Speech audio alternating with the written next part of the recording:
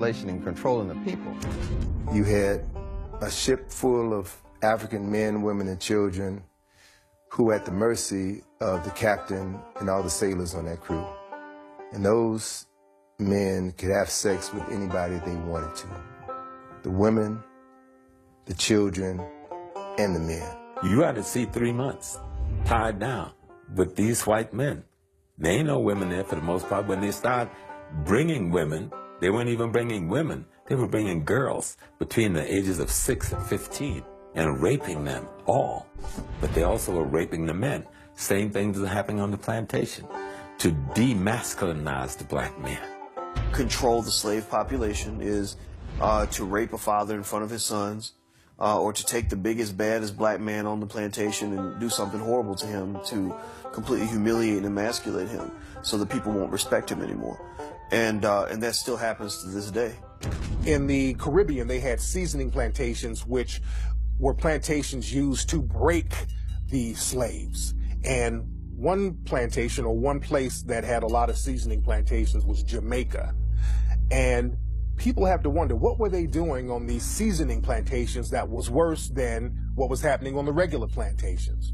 Well, one thing that they were doing on these plantations, especially in Jamaica, they were doing a process called buck breaking, where the white supremacist slave owner or the white supremacist overseer would literally rape black men in front of the whole black population in order to break his spirit, in order to break him down as a man, in order to show dominance against him, in order to show the rest of the black population that this is not your leader. I just made your leader submit to me sexually.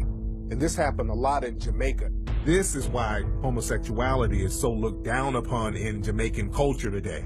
And it was a way primarily of cutting down those who would rebel. In other words, it was a matter of power and control and domination. And they would call it buck busting, but it was really butt busting. Slavery continued until 1865 for about 2 generations, right? So how do you reconcile that? You can no longer bring in Africans, but you still have the business of slavery, so they still needed Africans to do the work down south, especially after the cotton gin was invented. So you had the creation of breeding farms.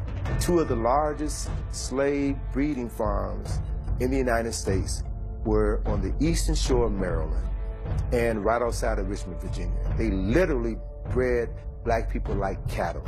They would have a strong black man have sex with a healthy black woman. That woman could be his mother, his sister, his aunt, his cousin. It didn't matter, because the end product was produce a child that I can sell, bodies that I can sell and ship down to Mississippi, Alabama, Georgia, South Carolina, North Carolina. It was a business. We had breeding farms in the United States that would put one person from one plantation against another.